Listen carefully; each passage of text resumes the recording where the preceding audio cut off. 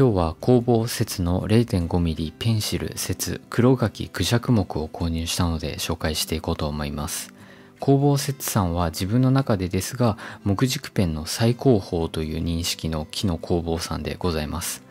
なんとこちらのペンは 19,800 円もしました。値段が値段でかなり高額なので買おうか買わないか結構長い間迷ったんですけれども、最近は銘木の魅力に取りつかれていまして、黒柿のはたまたクジャク木というのはレア中のレアの非常に珍しい木材となっているので、一度自分の手で触れてみたいと思いこの度購入することになりました。まずこちらのペンシル節なんですけれども、なんといっても非常に美しいですよね。メッキ処理が施された金属は非常に美しく輝いております。デザインの最適解なんじゃないかと思うぐらい本当に美しいデザインとなっています。野原工芸とかクラフト A のシャーペンも自分は持っているんですけれども、どのペンもすごく好きで非常にいいデザインだとは思うんですけれども、その中でも一番美しいフォルムをしているんですよね。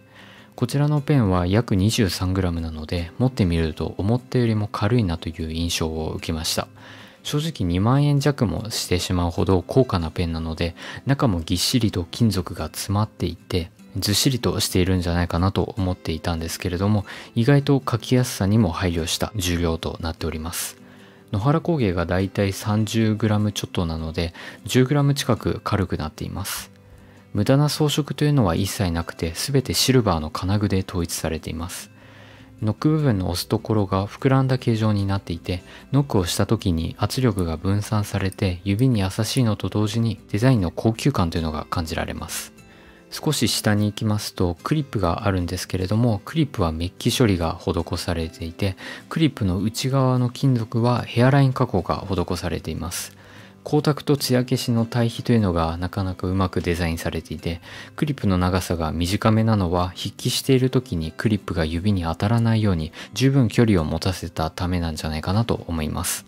そしてかなり広い面積に木材が使われていて、持ち手の部分が緩やかに膨らんだような形状になっています。野原工芸のシャーペンと比べると持ち手の部分はかなり太くなっているのがお分かりいただけるんじゃないかなと思います。こちらのシャーペンはスライドノック式のシャープペンとなっていまして、使う時だけガイドパイプがニョキッと出て、使い終わったらガイドパイプをしまって保護することができます。今回紹介するのが黒柿のクジャク木という木が使われているんですけれども、そもそも黒柿クジャク木とは何ぞやということでちょっと紹介していこうと思います。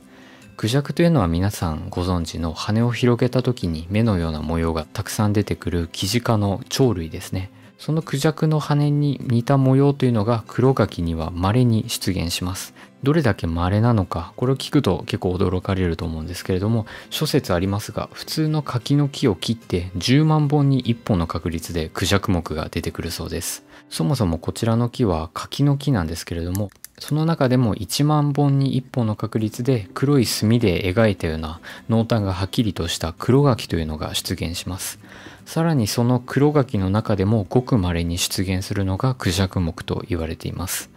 普通の柿の木を伐採して10万本に1本の確率しか出てこないということで、かなり希少価値が高くて非常に高値で取引されている国産の木材では最高級の木材となっています。普通の柿の木からどうして稀に黒い模様が出現するのかというのは未だに解明されていないらしくて、外から見たら普通の柿の木と全く変わらないそうです。実際に黒柿であるかどうかは切ってみないとわからなくて、樹齢100年以上の柿の木でしか黒柿が出現しないそうなので、人工的に育てて作り出すというのができないんですよね。そういう理由から非常に引き込まれる木材となっています。模様が水墨画のような感じで日本っぽさとか中国っぽさを感じますね。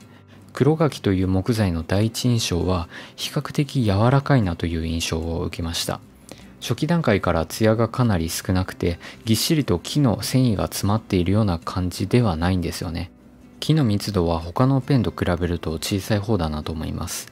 クリップの挟む力はそこまで強くはないんですけれども、黒柿の木材が結構柔らかいのでへこみができてしまいました。なのであんまりクリップの位置は変えない方がいいかなと思いますね。すごくスベスベとした触り心地で、水とか油分を吸収する速度も結構速いと思ったので、経年変化していくのは比較的早いんじゃないかなと思いました。ただ削り出した直後ということもあってかなりスベスベとしていて非常に滑りやすいんですよね。口金を開けていきますと、これはもちろんなんですけれども金属チャックが使われていて、金具は真鍮が使われています。ただ真鍮が使われている体積っていうのは本当にごくわずかで、分解していきますとこのように取り出すことができます。しっかりと軸の目ネジのところには金属でワンクッションを挟んでいるという形なので、ネジを開けたり閉めたりする際は安心できるかなと思います。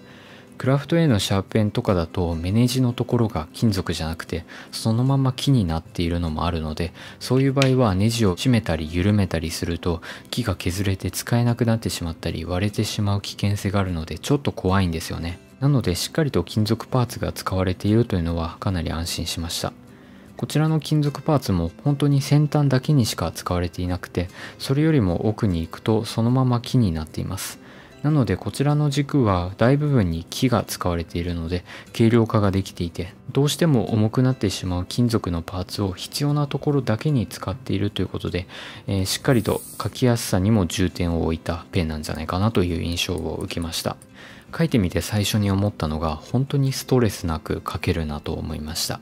これほど高級なペンっていうのはどうしても重たくなってしまって書きやすさというよりかは所有欲を満たすようなペンが多い反面、こちらのペンは美しいデザインで所有欲を満たしつつ実用性というのもかなりフォーカスを当ててくれている素晴らしいペンだなと思います。スライドパイプなので先端のガタつきというのは本当に微小なんですけれども感じました。ただ結構精度は高く作られているのでガタつきは全然気になりませんし、かなりペンの視界も良くなっています。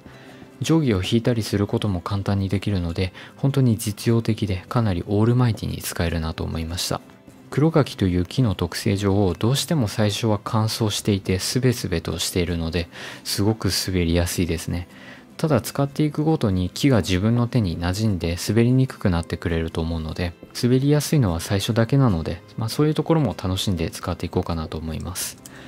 比較的軽めなペンでスライドパイプなのでずっしりとした野原工芸の固定式口金で書いている時の書き味と比べると書き味というのはどうしても劣ってしまうんですけれども、キャップと軸の振動とかも全くなくてスライドパイプの割にはかなり抑えられたガタつきだと思うので自分にとって十分満足のいく書き味でした。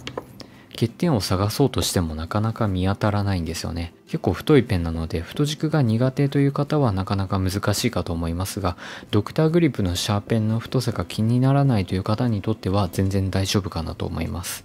唯一欠点を言うとすると値段が高いということですね。